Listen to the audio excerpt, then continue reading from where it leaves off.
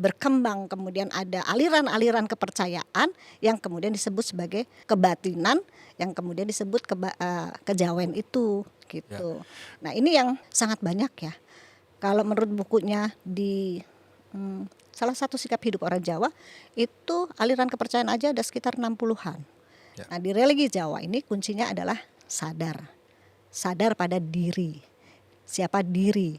Diri ini kalau di dalam religi Jawa ada diri sejati, ada guru sejati, ada sukmo sejati, ada tiga tingkatan. Kalau dibilang ada trinitas, ya konsepnya seperti itu.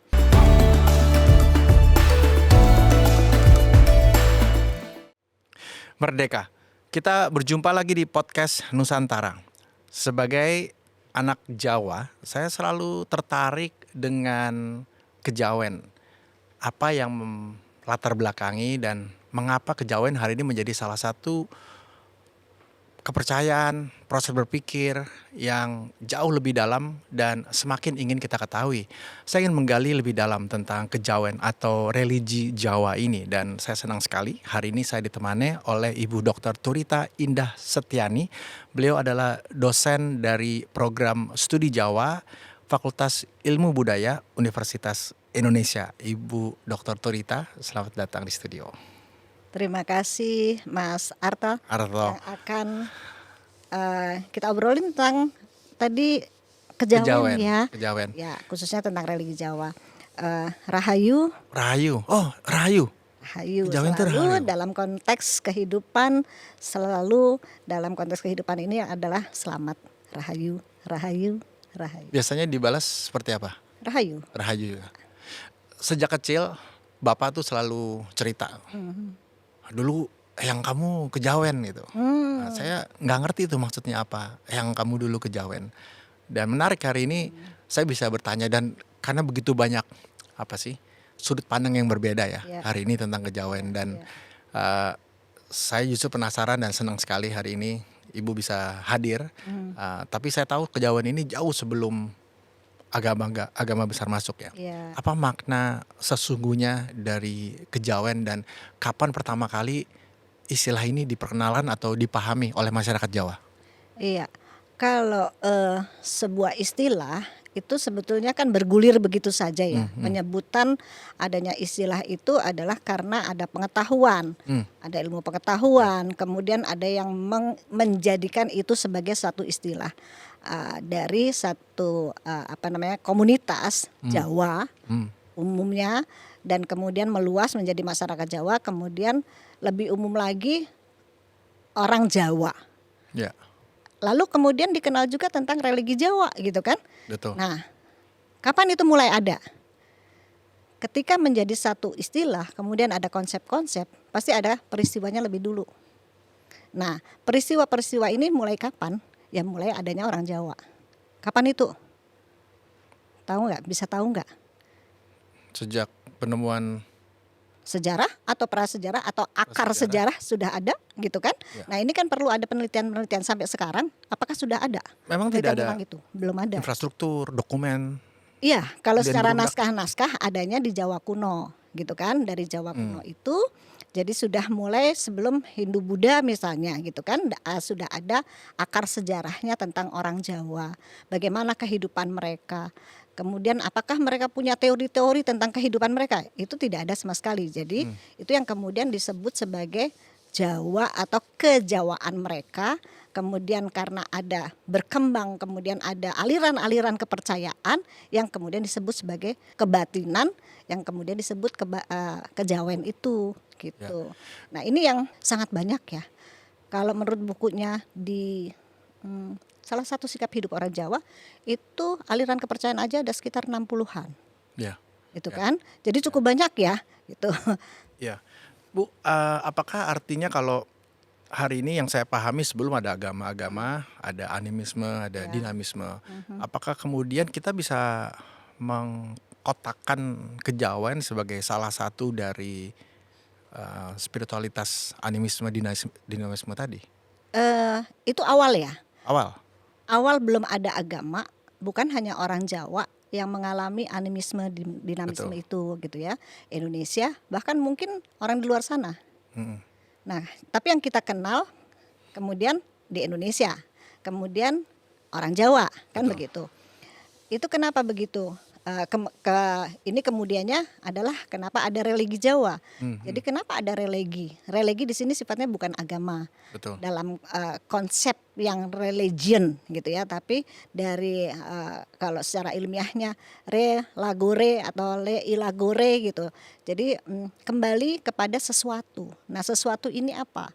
Sesuatu yang memiliki kekuatan di luar diri manusia.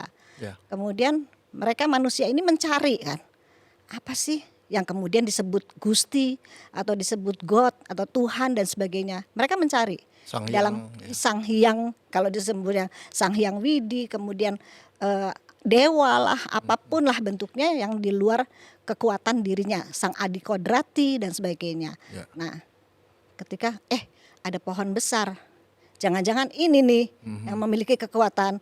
Terus kemudian mereka mengadakan sesaji misalnya, atau untuk penghormatan mereka Ya. berdoa di bawah pohon atau batu besar atau apapun bentuknya.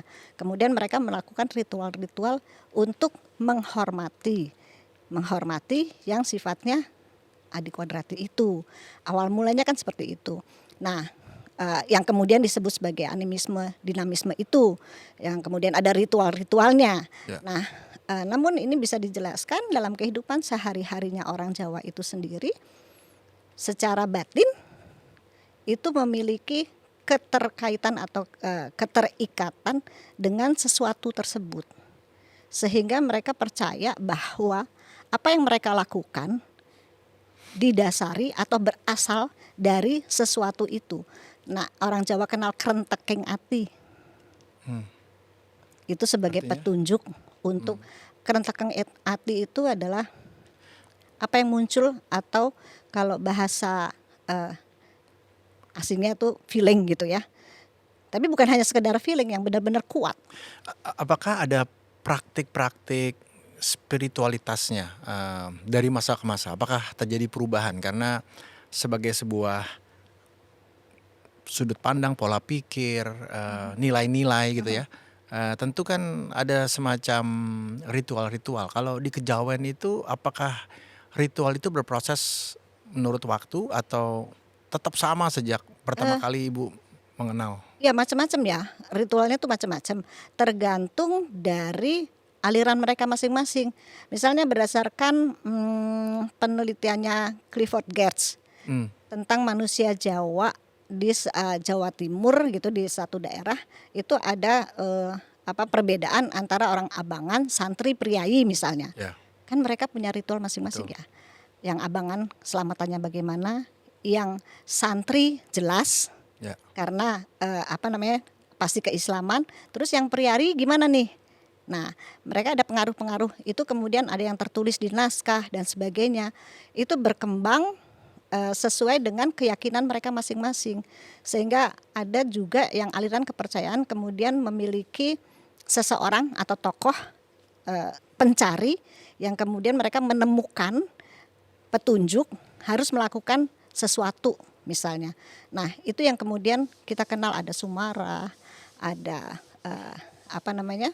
macam-macam dari, jadi ini aliran-aliran gitu ya itu di aliran dalam kejawen. di dalam kejawen. Katakanlah kalau saya mempraktekkan kejawen, saya bisa tahu ini aliran apa pasti. Subut misalnya, Ah, yang di Fatmawati, kenal nggak? Wisma Subud. Iya, Oh, oke. ya itu salah Jakarta satu Selatan. aliran kepercayaan yang Oke. itu menginternasional dari Eyang Subuh misalnya, dan itu tidak ada ritual secara khusus yang sifatnya seperti kita berdoa dan sebagainya, malah di situ justru melepaskan diri untuk bisa Jadi karakternya jelas antar masing-masing masing-masing aliran kepercayaan. kepercayaan. Ya, tergantung dari tokoh itu mendapatkan petunjuk apa dan bagaimana melakukan ritualnya. Yang disebut ritual, tapi disebut itu tidak disebut sebagai satu ritual. Ya. Nah, saya tertarik mungkin secara umum ya tentang masyarakat Indonesia. Tapi ketika saya mempelajari tentang bagaimana Buddha masuk, kemudian agama-agama lain masuk, tentu juga kejawen sebagai katakanlah kepercayaan-kepercayaan pertama juga menerima Hindu dan Buddha ya. Ya, Bagaimana respon atau mengapa masyarakat kejawen begitu terbuka dan ya. memberikan ruang itu? Apakah itu kemudian juga menginspirasi agama-agama lain juga melakukan hal yang sama sampai hari ini gitu? Dan kalau Ya. kita pelajari ya kita akui bahwa Indonesia adalah bangsa yang sangat ramah, sangat terbuka, menerima gitu. Seberapa jauh sih kejawen ini bisa fleksibel dan berproses menerima perbedaan? Ya, kalau kita membaca tentang sejarah ya, tentunya Mas Arto kan hobi tentang sejarah gitu ya. Dari perkembangan masuknya agama-agama itu semuanya berterima gitu kan bagi orang Jawa. Kenapa begitu? Karena pada dasarnya orang Jawa sudah memiliki secara batin atau yang disebut kejawen itu gitu ya. Mereka sudah memiliki hubungan antara mikro dan makrokosmosnya itu. Jadi walaupun itu tidak dikonsepkan. Jadi apa yang tindakan adalah laku, tindakan adalah ibadah. Hmm. Kemudian kesininya ketika kita mengenal konsep-konsep, ada sangkan paraning tumati, ada manunggaling kala Gusti, ada kasempurnaning urip, ada memayu hayuning bawono, yang kemudian di dalam naskah-naskah itu pun sebetulnya sudah ada perjalanan bagaimana seseorang hidup, melakukan tindakan. Misalnya di dalam Widotomo itu ada sembah rogo, sembah cipto, sembah jiwo, kemudian sembah roso. Nah, sembah roso inilah yang memiliki kekuatan atau keterikatan kembali kepada sesuatu itu. Bahwa segala sesuatu ini kita hidup itu ada yang menuntun, ada yang menggerakkan.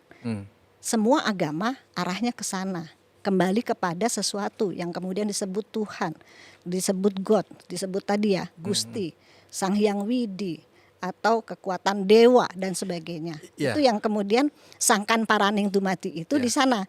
Jadi dari kalau mau diterjemahkan dari Tuhan kembali kepada Tuhan. Ya, ya. Saya tertarik terhadap poin yang tadi Ibu sampaikan, di mana titik rekonsiliasinya, titik antara katakanlah silakan masuk agama Hindu gitu kan, tapi nilai-nilai ini sama ya kita. Karena kemudian kita bisa melihat praktek-praktek akulturasi agama dan kepercayaan yang saling menyatu gitu. Betul, Dan betul. kejawen masuk juga ke dalam praktek-praktek agama-agama besar ini. Betul. Dalam pandangan Ibu, penelitian Ibu, sejauh mana proses negosiasi itu terjadi sebenarnya sih? Ada nggak sih satu dokumen atau pemahaman yang lebih dalam? Ya, kalau mau dibilang ada negosiasi, itu adalah bagian dari orang-orang yang berkegiatan di dalam komunitas atau keagamaan Ya. masing-masing. Mau agama Hindu, Buddha, kekristenan atau Jawa atau Islam dan sebagainya, itu kan berarti orang, kalau manusia Jawanya sendiri sampai di sana nggak ada negosiasi, nggak begitu masuk dia bisa berterima, oh ternyata tentang tingkah laku mesti begini-begini, sama, nggak masalah. Ya, ya. Mereka bicara agama nggak secara universal, akhirnya bisa berbaur, Ya. klop, tidak masalah gitu. Tidak berpikir tentang pelajarannya, tidak berpikir tentang konsep-konsepnya, tapi dalam kehidupan ini bisa tetap saling, kenapa tidak? Ya. Itu pembauran ya. Jadi bukan ada satu, kalau negosiasi itu adalah lebih di ranah konseptual. Ya. Biasanya begitu. Nah, di ranah konseptual misalnya satu tadi sangkan paraning dumati. Bukankah misalnya dalam Islam bisa disebutkan innalillahi wa inna ilaihi rojiun gitu. Ya. Sama. Seperti tadi di naskah Widotomo, perjalanan manusia menjalankan tindakannya, lakunya dari sembah rogo sampai sembah roso. Di dalam Islamnya disebutkan ada syariat, tarekat, hakikat, marifat. Jadi memiliki kesejajaran-kesejajaran secara konseptual pun itu sama. Karena dulu yang masuk sifatnya sufisme. Sufisme itu adalah sudah dalam kehidupan yang terikat terus kepada Tuhan. Betul, Kan gitu. Itu mungkin yang menjadi semuanya akhirnya bisa klop satu sama lain. Iya, di dalam Hindu juga, di dalam Buddha juga. Jadi kebenaran Sebab itu akibat. tunggal ya. Kebaikan itu tunggal, kebenaran Betul, itu tunggal. betul. Sehingga bisa berterima gitu. Berterima itu Iya, kalimat. paling. Bu, saya suka tukar-tukar kejawen, kebatinan gitu ya. Terus kemudian ada satu istilah lagi, Islam kejawen gitu. Yang hari ini juga saya dengar secara informal tentu saja. Apa beda dari masing-masing pemahaman ini? Ketika ada istilahnya yang berbeda, tentu ada yang membedakan gitu Ya. kan. Hanya keterkaitannya itu yang ada benang merah yang perlu disampaikan. Apa namanya, kalau kejawen itu kan lebih kepada istilah orangnya gitu ya. Terus kalau lebih kebatinan adalah bagaimana lakunya dia secara batin si orang ini menjalankan kegiatannya gitu kan. Kemudian yang terakhir tadi adalah Islam kejawen. Islam kejawen itu adalah kan yang orang Islam atau orang Jawa yang beragama Islam, atau orang Islam tapi orang Jawa kan gitu. Islam kejawen ini berarti orang Jawa yang beragama Islam, yang kemudian dia menjalankan keislamannya dengan budaya Jawanya misalnya. Nah, di situ apakah ada negosiasi? Negosiasi itu kan tidak diucapkan atau diungkapkan secara umum, tapi bagaimana dirinya bernegosiasi dengan agama yang dia jalankan, dengan budaya yang dia jalankan. Ya, ya. Ada yang cocok, ada yang tidak. Ya. Ada yang menyebutkan enggak begitu itu masih hal-hal yang sifatnya dalam tanda kutip musyrik misalnya, Ya, gitu kan? Nggak benar itu atau dan sebagainya. Enggak, kalau bagi orang Jawa ketika itu bersesuaian dan dia menjalankan tidak menyalahi aturan dalam konteks kehidupan ini, dijalankan saja begitu. Apakah ada perubahan hari ini dengan sudut pandang itu? Hari ini saya merasa istilah-istilah itu banyak sekali disalahartikan, berkonotasi negatif misalnya, meskipun tidak semua ya pastinya. Ya, ya. Tapi apakah memang itu salah satu dari pengetahuan-pengetahuan baru atau sudut pandang yang perlu kita luruskan gitu? Perlu nggak perlu itu adalah tergantung kan. Siapa yang punya kepentingan nih untuk perlu meluruskan bahwa kehidupan ini kan berjalan. Dari dulu awalnya yang belum ada agama, kemudian muncul adanya agama untuk mengatur kehidupan ini. Kemudian itu saling bersesuaian, siapa cocok menggunakan baju yang mana, silakan. iya kan. Ya. Bahkan sekarang berkembang kalau mau dibilang di KTP sudah dibuka. Bukan disebutkan sebagai agama itu harus yang 6 itu, kan gitu kan. Boleh ada kepercayaan kepada Tuhan Maha Esa di sana. Itu adalah sebetulnya sangat kemajuan bagi negara untuk memberi ruang kepada orang-orang yang tidak menganut agama. Dan masih banyak di Indonesia. Baduy misalnya, Tengger misalnya, orang dalam misalnya, terus di Bugis misalnya, kan cukup banyak ya. Apakah kemudian dengan kalau mereka punya KTP harus dipaksa dengan agama yang pilihan itu? Ya. Sebelumnya kan begitu. Sekarang sudah berkembang. Artinya kan sudah ada perkembangan ya, kalau mau dibilang tadi bagaimana sekarang gitu ya. Sudah ada perkembangan, terbukanya itu adalah membuka kemungkinan untuk bisa saling tetap dan lembaga-lembaga ya. Iya. Yang mulai memikirkan itu ya, Iya, sebagai bagian dari kebudayaan. Betul, itu. Jadi itu sudah lebih terbuka ya sekarang. Ya. Kalau toh ada anggapan-anggapan yang masih seperti itu adalah pengetahuan masing-masing. Ya. Sehingga belum terbuka misalnya. Karena kita belum punya pengetahuan itu gitu misalnya kan, sehingga itu dianggap, diasumsikan demikian dan sebagainya. Seperti ritual-ritual itu misalnya ritual Apa Bu yang apa misalnya yang dikenal sama Mas Arta misalnya, mungkin ya bertapa? Ya, kalau bertapa itu kan sebenarnya sebagai laku ya, lakunya manusia untuk dia bisa membersihkan diri, untuk bisa masuk ke dalam batin, untuk bisa mendengarkan suara Tuhan yang memberikan petunjuk untuk kehidupannya. Orang Jawa melakukan itu biasanya, hening, manekung, untuk tahu hidup secara murni adalah bagaimana dia bisa kembali kepada sesuatu itu tadi, yang disebut sebagai Gusti misalnya. Dalam kesadaran itu, Dan kenapa mesti begitu? Karena selama hidupnya sudah banyak pengetahuan yang membatasi dan yang melepaskan dari ruang yang kesadaran tadi. Dalam konteks kesadaran, sadar dari yang terlupakan, yang ada, yang adikodrati. Sesuatu itu yang disebut sesuatu itu. Gitu. Nah ini yang dilakukan oleh orang Jawa, sehingga ketika dia memiliki pengertian yang tepat, maka dia bisa melakukan atau memiliki sikap yang tepat, kemudian melakukan tindakan yang tepat di tempat yang tepat. Ya. Jadi orang Jawa memiliki eling lan waspada, eling terhadap siapa, gustinya, waspada terhadap pikiran atau pengetahuan atau kata-kata orang yang mempengaruhi hubungan dia dengan Tuhan. Dan ketika dia bisa selalu berselaras dengan Tuhannya, itu dia bisa menjalankan tindakannya sebagai laku itu sendiri. Ya. Dalam kehidupan ini. Menurut Ibu sebagai peneliti, praktisi, apakah hari ini penting untuk bisa mengkomunikasikan itu, meluruskan atau kemudian mendialogkan pemahaman tentang kejawen kepada umat agama lain, katakanlah, kepada masyarakat? Kalau masyarakat budaya mungkin nggak ada masalah ya, sebagian besar. Tapi apakah itu juga jadi ada semacam peran penting juga setelah pemahaman-pemahaman ini semakin jelas, semakin dalam, akhirnya tadi ada kesamaan pola pikir. Penting nggak sih, Bu? Ya, mau dibilang penting nggak penting, menurut siapa juga gitu ya. Tapi dalam konteks ada untuk anak-anak sekarang yang kita sudah melihat fenomena tentang keagamaan.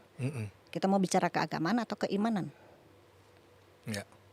Mereka beriman pada apa nih? Jangan-jangan beriman pada HP. Ya.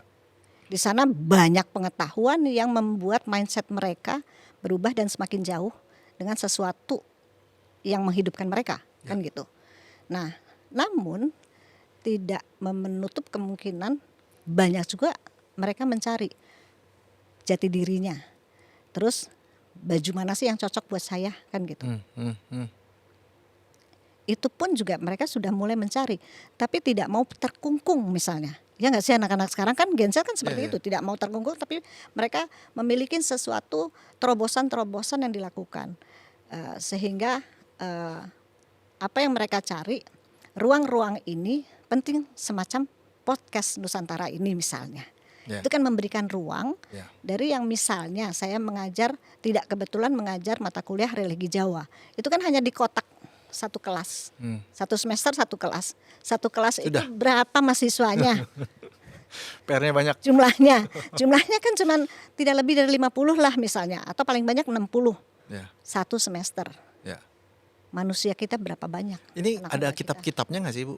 Ada. Oh, ada ya? Ada. Naskah-naskah Nusantara itu banyak. Oh, itu dan bicara tentang kepercayaan atau keyakinan. Kita bisa bilang itu, ya katakanlah naskah-naskah Jawa ya, kita bisa bilang itu disebut juga kitab kejawen. Atau referensi memahami kejawen. Tergantung ini, misalnya naskah masa Jawa kuno itu Hindu-Buddha. Atau Hindu, kemudian Buddha, kemudian Hindu-Buddha. Tapi setelah itu naskah-naskahnya beralih ketika ada pengaruh Islam, itu adalah naskah Solo. Isinya lebih Jawa, lebih ke Islam, pengaruh Islam. Jadi ada periodenya naskah-naskah itu pun. Dan apakah itu kejawen? Tidak bisa disebutkan sebagai kejawen dalam konteks yang tadi pengetahuan secara umum bahwa orang Jawa melakukan ritual kejawaannya meskipun dengan agama apapun. Seperti itu. Tapi ujungnya sebetulnya dari perjalanan Hindu, Buddha, Kristen, Islam dan sebagainya itu ujungnya satu.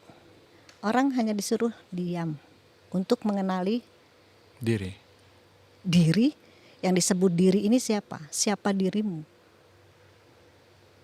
Apakah dirimu itu nama dan wujud ini, tubuh ini? Nah, ini udah mulai dalam nih. Nah, disitulah pelajaran bagaimana mengenal diri. Ketika dia mengenal diri, maka dia mengenal sesuatu itu. Ini juga bukan hanya bicara soal ya kepercayaan, tapi juga semacam simbol peradaban ya Bu. Ya, Kalau kita bisa bilang bahwa jauh sebelum Masehi kita sudah mengenal pemahaman ini, dan kita mungkin nggak menyebutnya filosofi kejawen ya, tapi ya, makna kejawen ini artinya ya, kita juga bisa bilang bangsa Nusantara ini juga sudah memiliki peradaban terhadap betul, pemahaman diri. betul. Jadi sebetulnya secara universal ya, itu sudah terjadi. Bagaimana hubungan antara manusia dengan, kalau mau dibilang Gusti, ada kekuatan adikodrati itu, atau dibilang semesta Semesta. atau Robil Alamin. Ya. Kan sekarang anak-anak muda lebih senang kalau dibilang semesta mendukung, Mes takung. mestakung, iya kan? Semesta mendukung, semesta merestui, gitu Ya. kan? Apa namanya, selalu tuh doanya terlingkupi, penuh dengan berkah semesta, gitu kan? Nggak bicara masalah Tuhan lagi di sana. Ya. Tapi semesta ini siapa Ya. yang mengatasi itu semua, gitu konteksnya. Nah, ketika kita sesuai dengan kebutuhan mereka, kita menggunakan bahasa mereka Ya. sehingga bisa masuk. Ya. Nah, di religi Jawa ini kuncinya adalah sadar pada diri. Siapa diri? Diri ini kalau di dalam religi Jawa ada diri sejati, ada guru sejati, ada sukmo sejati, ada tiga tingkatan. Kalau dibilang ada trinitas, Ya. ya konsepnya seperti itu. Nah, diri sejati ini ketika dia sudah mengenal diri, si diri yang sejati ini yang memberikan tuntunan itu, yang tadi disebut kerentek. Kan kadang-kadang sering juga Mas Arto misalnya nih, Mas Arto pernah atau sering nggak tiba-tiba muncul petunjuk dalam tanda kutip, mungkin itu feeling atau kerentek, karena orang Jawa bilang mau ke Bogor biasanya lewat tol biar cepat gitu. Hari ini di dalam ada yang membisikin jangan lewat tol, lewat Raya Bogor aja. Sering. Dengerin nggak? Ngeri ya? Jalankan nggak? Ya. Jadi ada latih dirinya ya. Ada. Memperhatikan, Ya. sadar dengan si petunjuk itu. Ya. Nah, dia sebenarnya selalu memberikan petunjuk, cuman kita dengarkan atau kita lakukan atau tidak. Nah, Artinya itu hubungan kejawen itu ada di dalam diri kita, tanda petik. Ibu bisa batin. bilang begitu. Batin. Kejawen itu kan karena orang Jawa. Iya, betul. Kalau Kan orang saya kan tidak Bugis, mengakui gitu kan. kejawen, tapi kalau maksudnya saya tidak menulis KTP kejawen, tapi kalau tadi Ibu cerita bahwa Mas Harto pernah merasakan, pernah, berarti kan saya memiliki bibit-bibit itu ya. Artinya semua orang kebatinan kan ya. sebetulnya. Kan secara batin hubungan antara diri kita dengan kekuatan di luar diri kita itu yang disebut kemudian sesuatu atau Gusti atau Tuhan dan sebagainya. Gitu. Nah, itu yang memberikan petunjuk. Kita dengarkan enggak? Kalau diri sejati yang muncul itu memang masih istilahnya tuh kita masih engkel-engkelan. Ah, masa sih? Bener nggak sih? Orang gue udah biasa kok naik gitu. Mohon maaf ya bahasa saya suka apa namanya? Kita sudah biasa menjalankan melalui ke Bogor itu melalui tol. Kok tiba-tiba muncul nih harus lewat Raya Bogor gitu kan? Kan kalau sana macet, pikiran mulai kan? Masih ada pengaruh pikiran. Ya. Itu yang kemudian tidak bisa mendengarkan secara bersih atau murni dari petunjuk itu. Tapi lihat peristiwa berikutnya kalau kita mengikuti petunjuk itu atau tidak. Konfirmasi dari peristiwa yang berikutnya. Ya. Tiba-tiba ternyata, oh iya ya, untung tadi gua ngikutin. Kalau enggak tadi lewat sana ternyata macet atau ada kecelakaan atau apapun. Ada hal-hal yang di luar kekuatan kita yang sudah mengatur alam semesta ini. Nah, kita masuk dalam porsi yang mana nih? Itu di diri sejati masih engkel-engkel. Tapi kalau guru, kalau yang diperintah oleh guru, kita melakukan perawanan enggak? Ya. Pasti kita jalanin.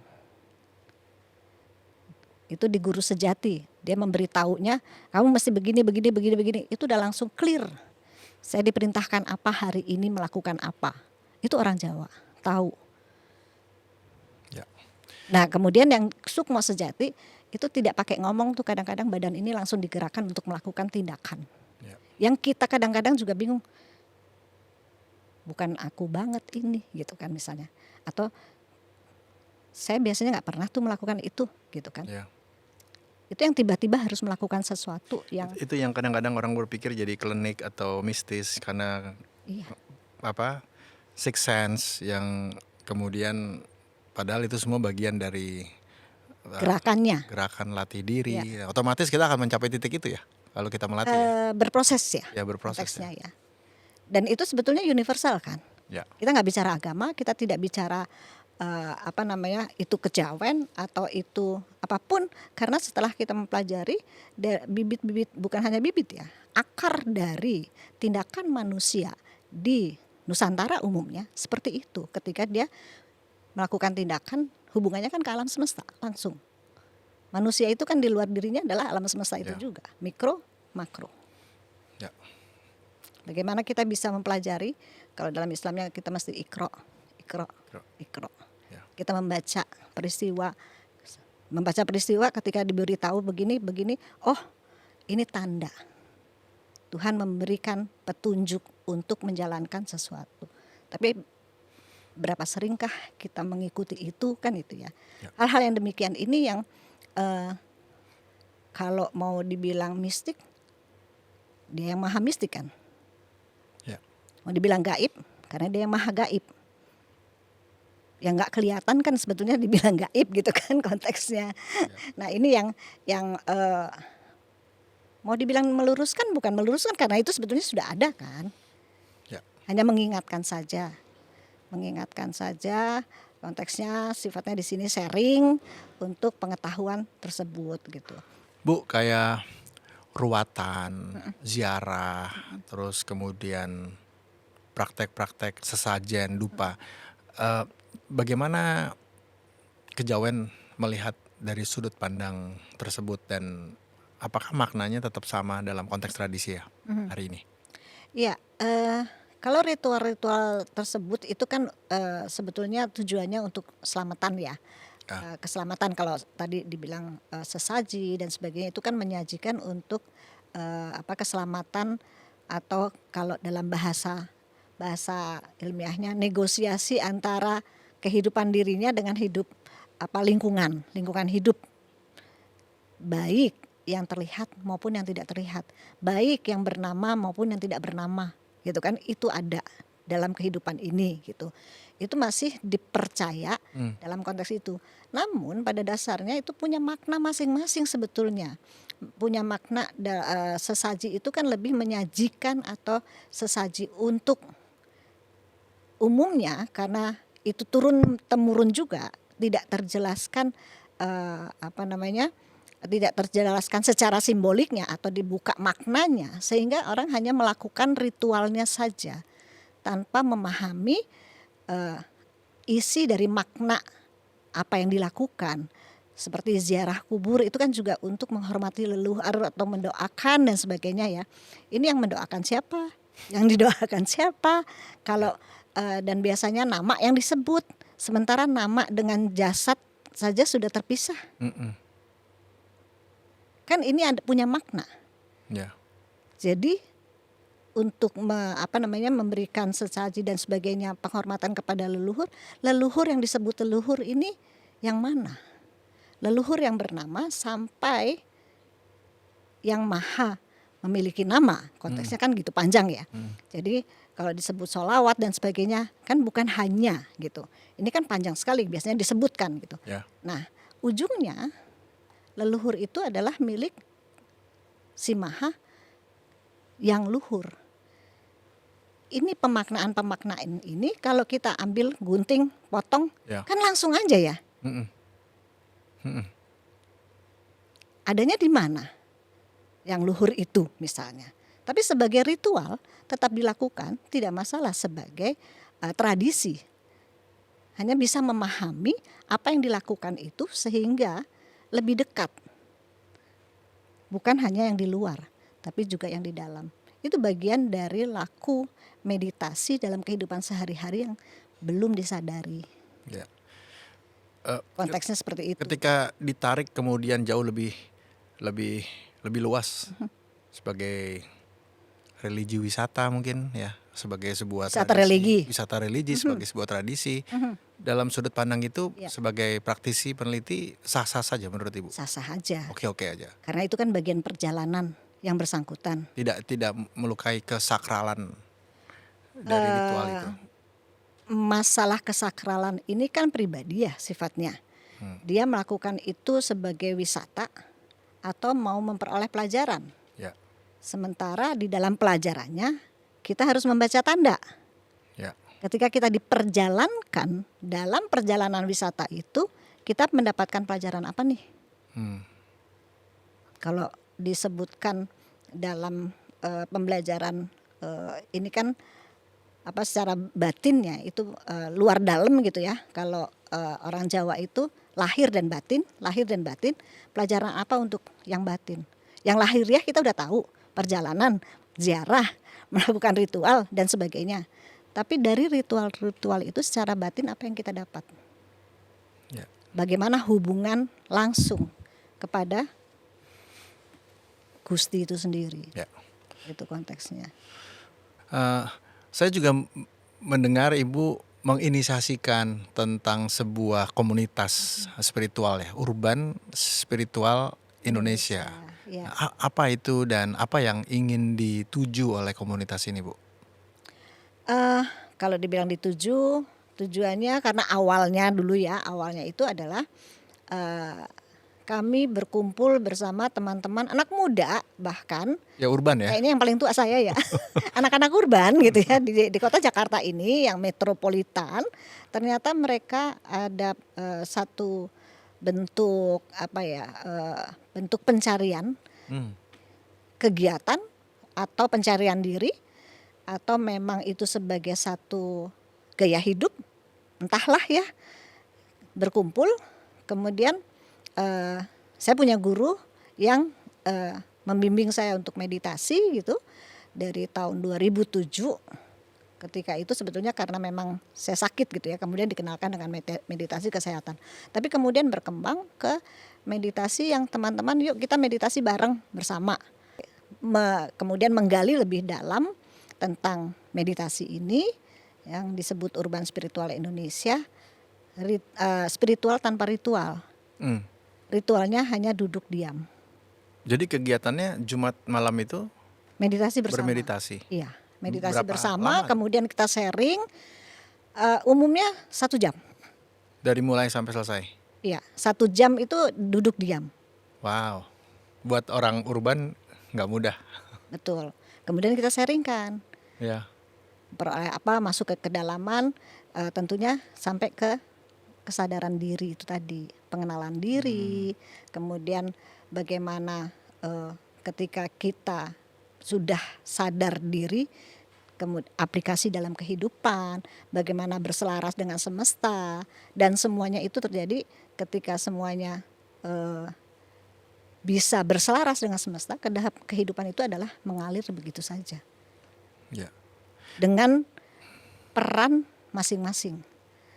Ada yang manajer, ada yang guru, ada yang ketika itu rektor, ada yang dosen juga, Ya. gitu ya. Ada yang penyanyi, ada yang pemain sinetron. ini tentu dari berbagai Anak-anak agama ya. urban. Iya, benar-benar anak urban. Ya. Gitu.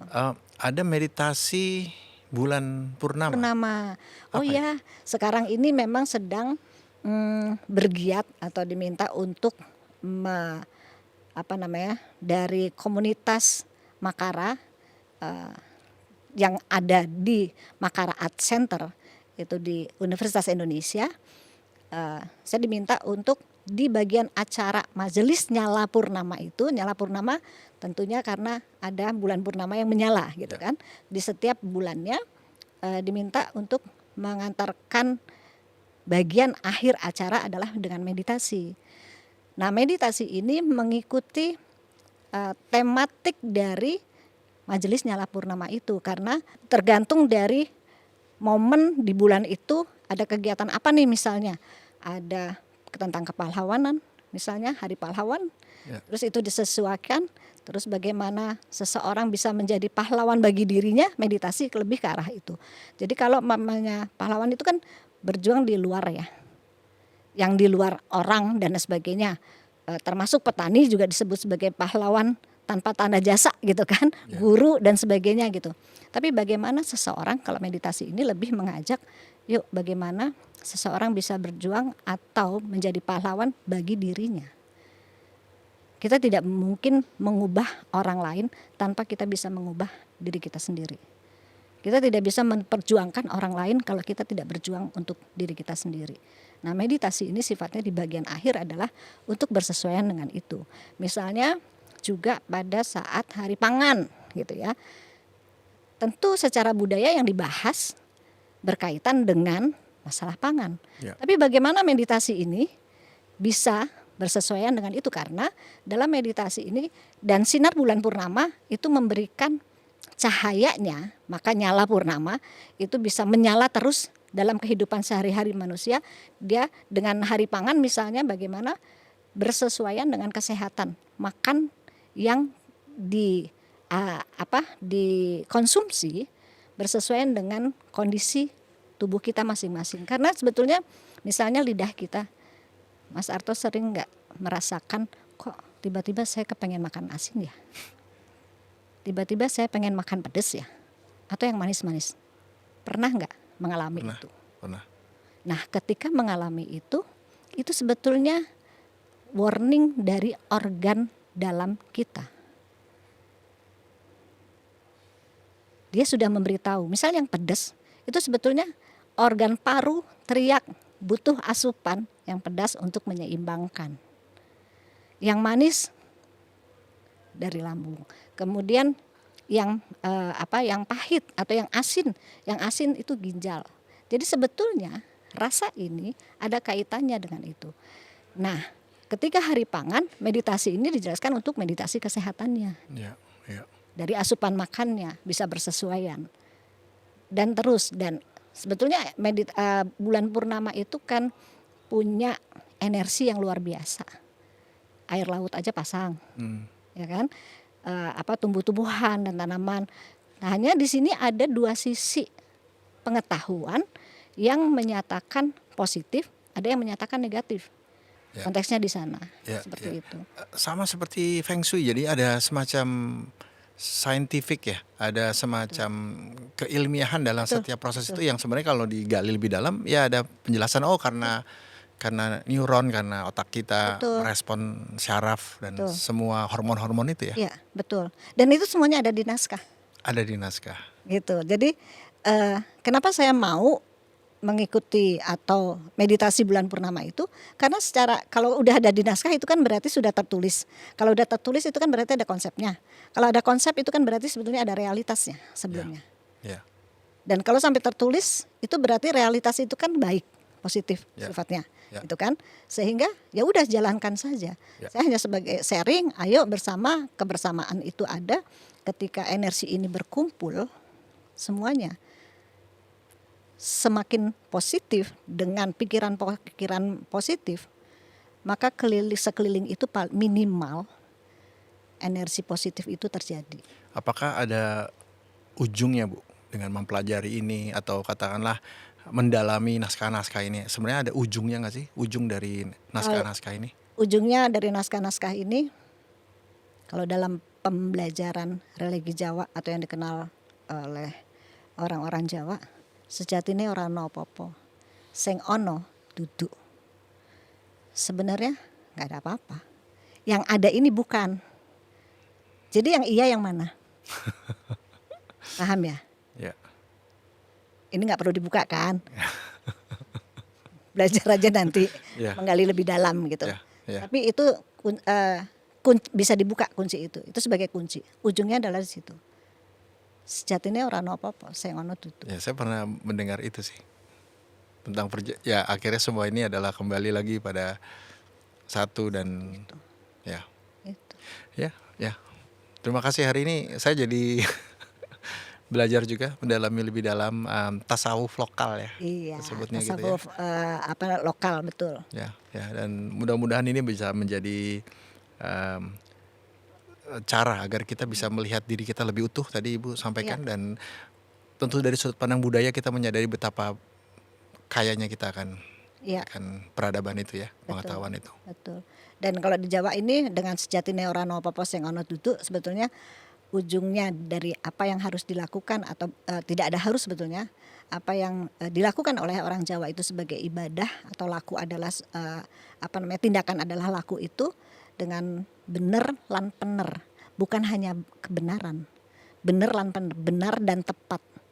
Kalau benar saja belum tentu tepat. Tapi kalau sudah tepat pasti benar. Ya. Terima kasih Ibu. Demikian pendalaman pemahaman kita tentang spiritual Jawa, dan mudah-mudahan ini bisa menjadi semacam penguat dan membuat kita semakin mencintai Indonesia. Anda bisa menyaksikan tayangan ulang kami di YouTube channel dengan nama Podcast Nusantara, dan jangan lupa unduh dan saksikan tayangan inspiratif lainnya hanya di Daai Plus. Podcast Nusantara, hidupkan cinta Indonesia.